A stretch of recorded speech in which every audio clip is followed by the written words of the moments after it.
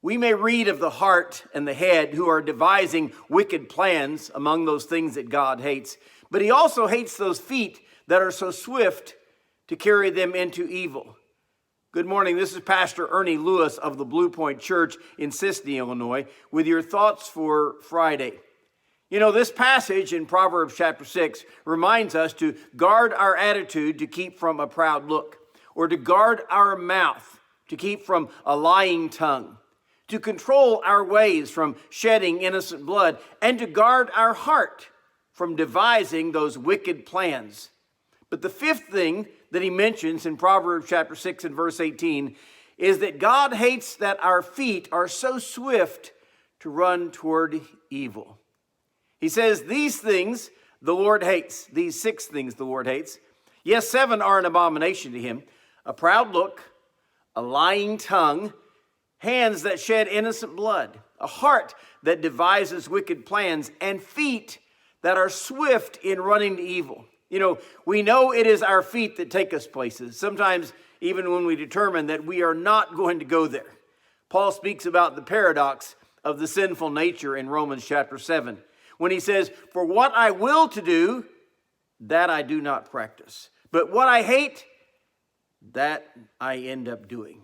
Yet here we see those feet that are swift in running to evil. It's things like greed that make a person swift in running to evil, because it's as if they have to have that thing that they desire right now to consume it on their lusts.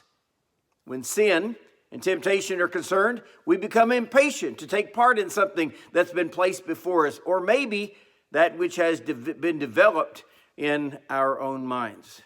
Matthew Henry says, "The eagerness and the industry of those who seek sinful pursuits may put us to shame, who go about doing good somewhat awkwardly or even slowly." When they find an opportunity to spread malicious gossip or lies about another person, man, they are driven to do it swiftly and to be about those sinful exploits quickly. There's almost a vigilance of their plans and an eagerness to carry them out. They cannot be contained, sometimes even by their own will, to refrain from such sins. Perhaps what God is reminding us in this sin that God hates is to carefully consider our ways before we plunge into a thought or an action that may be sinful. You know, Psalm 37 even reminds us, "The steps of a good man are ordered by the Lord, and he delights in his way. Though he may fall, he shall not utterly be cast down." Let's remember that today, to allow the Lord to direct our steps so that we can delight in the things that we're doing and the way that we're following, and certainly not be ashamed by them. He says, though this man may stumble, he will not be utterly cast down. He has given direction to the Lord. His feet are not going to be swift to run to evil. We're going to follow that which God has for our lives. And we must take time to consider our ways carefully before we rush into actions or attitudes that may be sinful and certainly not pleasing to the Lord. For this is one of those things that God hates.